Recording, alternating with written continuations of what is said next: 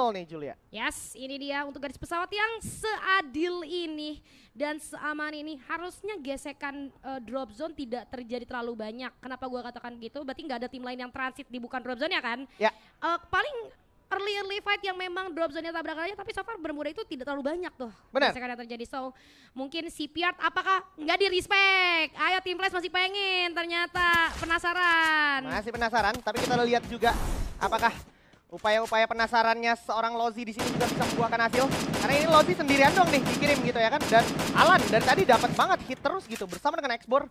Kerjasama yang cukup bagus dan di sisi lain kita bisa lihat gimana Saka Sriwijaya Guns, seorang Guns di sana berhasil dapetin satu orang juga di notif kill. Oke, bahkan langsung dikomitin di dinokularin tadi dari anak-anak WAG.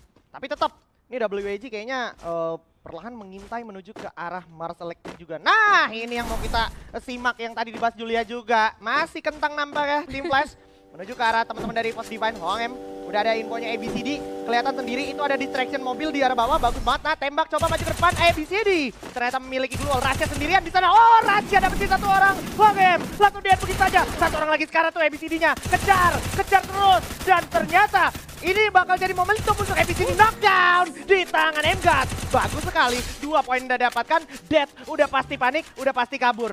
Karena tim Flash tahu betul mereka udah dalam losing condition, Julia. Ini kedua tim sama-sama belajar bisa gua katakan. Pertama tim Flash ketika udah hilang satu orang mereka nggak maksa. Kedua EVOS mereka langsung ngambil area atas dari area ini gitu kan. Karena mereka tadi keculiknya sama orang atas juga gitu. Tapi ternyata ada pengejaran yang terjadi Ajis Fan nampaknya. Gokil, Rasya penasaran banget ini. Ini udah gemes banget, oke. Tapi agak hati-hati boleh ya di Rasya ya. Karena itu double vector sih dari seorang The Zom.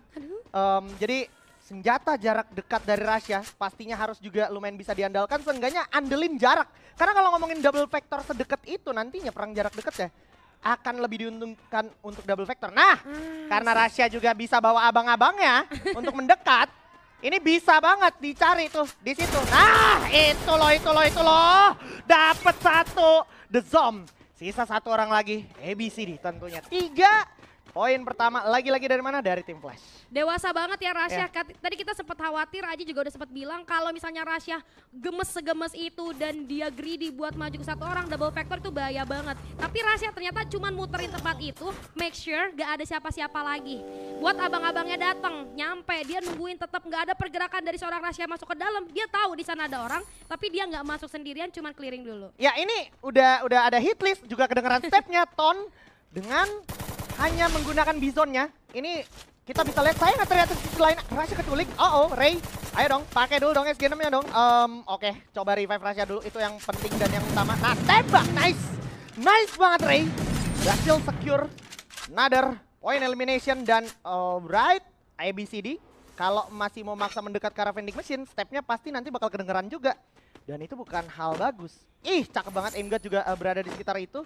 Dan wow, kita bisa lihat gimana sebenarnya beberapa tim sebenarnya akan mulai mendekat ke sini, Julia. Iya, kedewasaan dari seorang Ray tadi patut kita acungi jempol ya. Tadi bisa aja Ray ngebewanin orang itu. Bener. Tapi apa keputusan yang Ray ambil? Revive dulu. Betul. Bener, masuk satu orang, duel tadi yang terjadi di vending machine bisa aja dimenangin sama Ray, bisa aja dia juga kalah. Tapi dia nge-revive dulu Rasya, itu keputusan yang menurut gua sangat penting dan sangat dewasa dari seorang Ray aja. Gila. Ini game terakhir bermuda kita nih agak gila. Banyak anomali-anomali pergerakan yang gue lihat. Lu perhatiin deh, semua tim gerak ke arah map di kiri atas kita. Dan oh my god, Emgat berhasil terculik di tangan seorang Noki.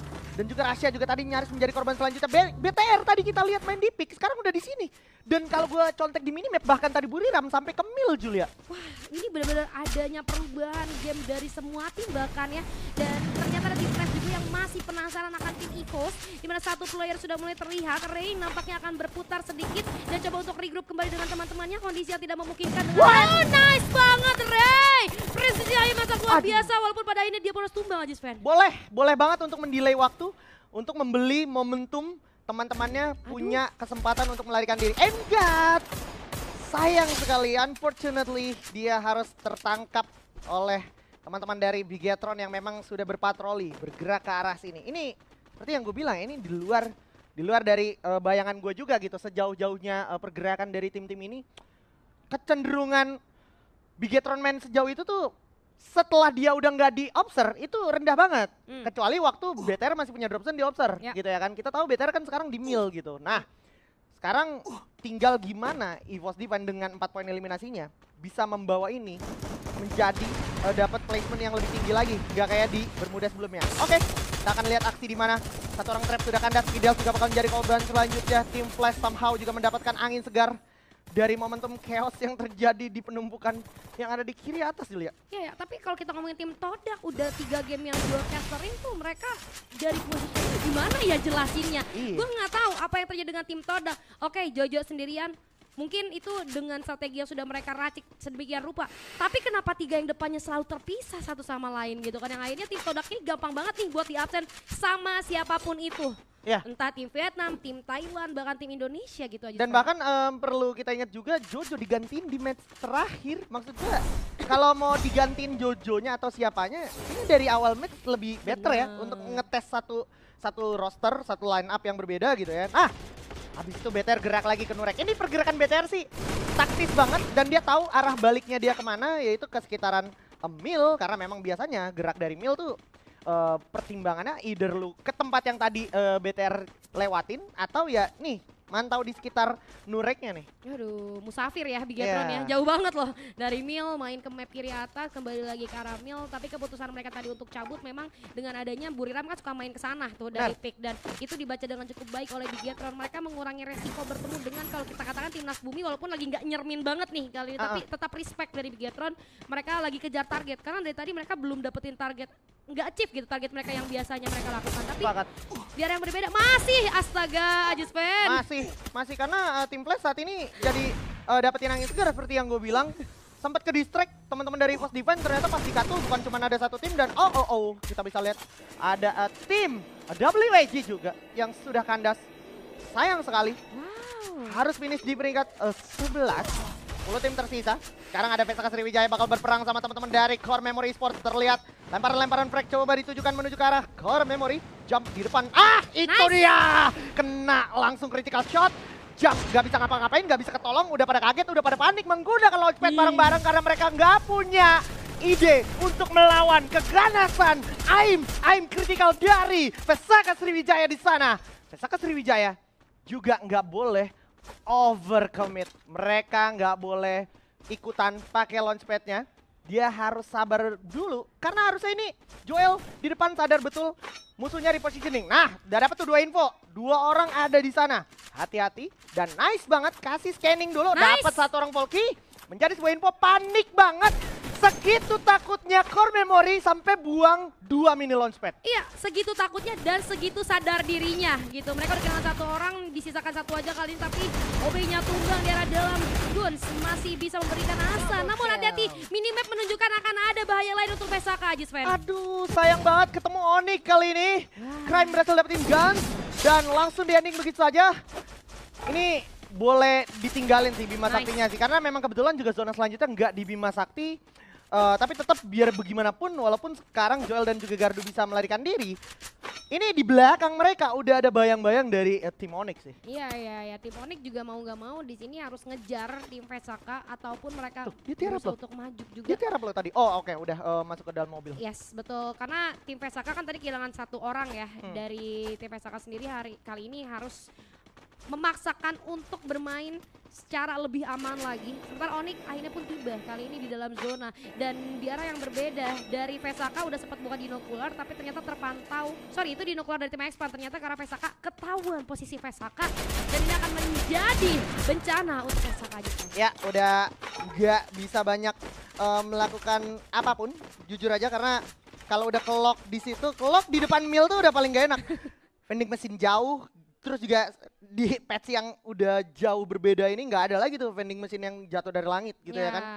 Kalau mungkin ada vending mesin jatuh dari langit mungkin kayak zaman dulu mungkin bakal jadi cerita yang berbeda tapi tetap ini membuat tempo akan diturunkan serendah-rendahnya Julia. Betul, 10 tim masih tersisa. Kita akan melihat dengan kondisi Vesaka yang benar-benar tidak baik-baik saja. Tim Expand pun bahkan mereka nggak rela untuk keluar. Karena kalau kita ngomongin mereka nih sebenarnya ada di zona aman gitu.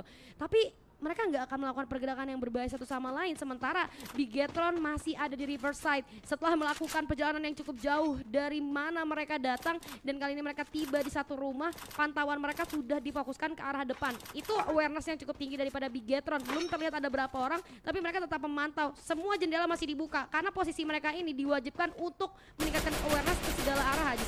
Wow, nice banget Keong, dapetin momentum untuk menculik satu orang. Untungnya masih bisa di secure sama teman-teman dari Expand, jadi nggak sempat ke end sama Keong. Tapi itu udah menjadi sebuah tembakan peringatan yang sangat-sangat mengerikan dari arah Bigetron. Sekarang Bigetron jadi bisa fokus all in ke arah Nurekdam.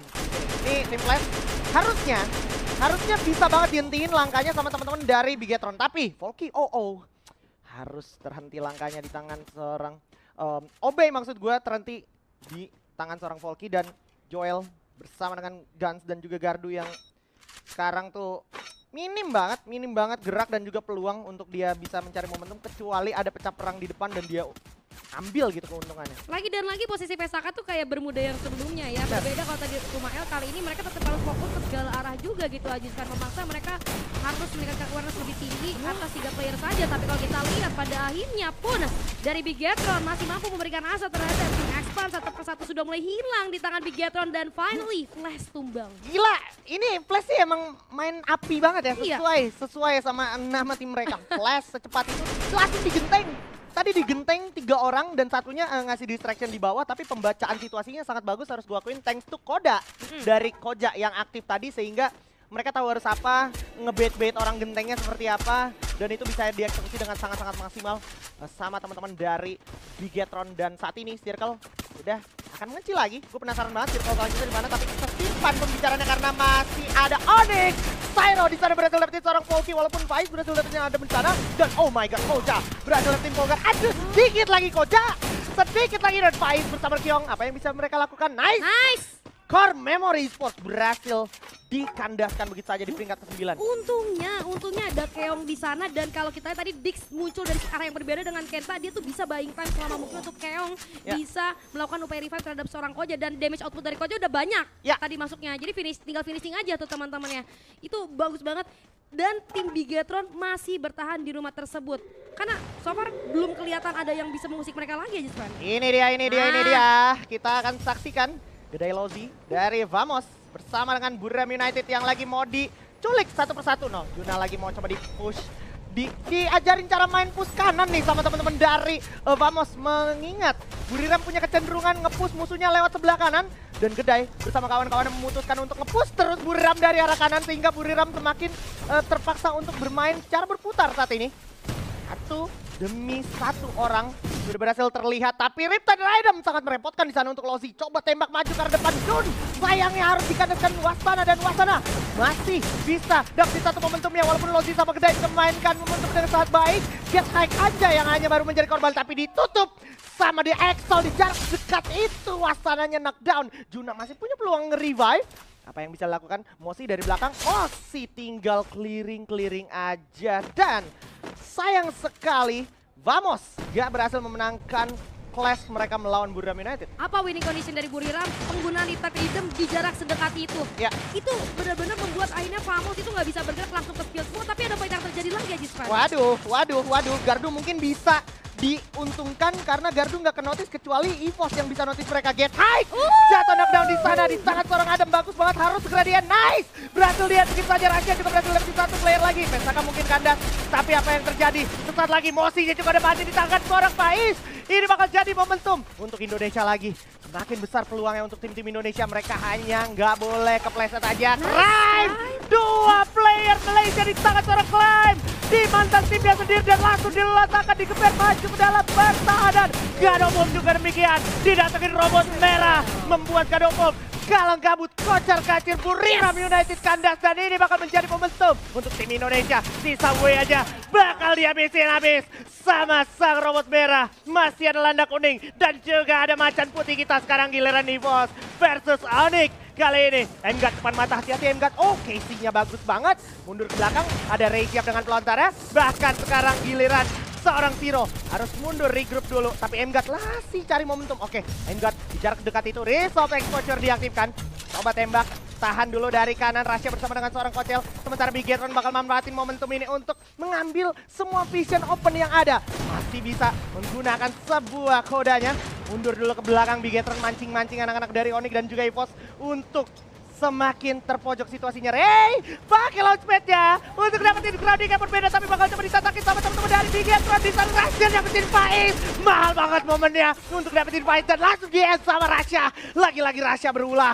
Dan ini giliran Onyx untuk masuk ke zona selanjutnya. Ada pelontar dari Koja.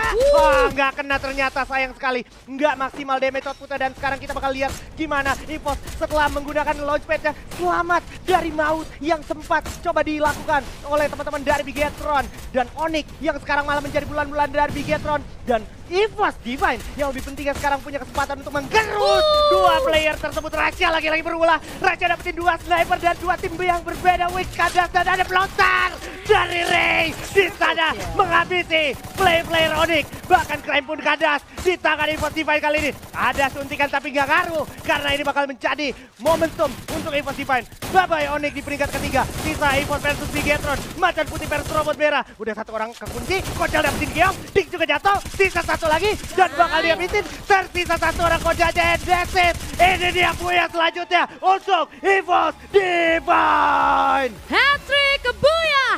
EVOS Divine, sang macan putih mengamuk. Indonesia nih hari ini. 4 Buya kita bungkus hari ini dan kita bungkam tim Thailand, Vietnam dan juga Malaysia. Wow, luar biasa. Keputusan EVOS Divine buat pakai mini launchpad buat ambil grounding itu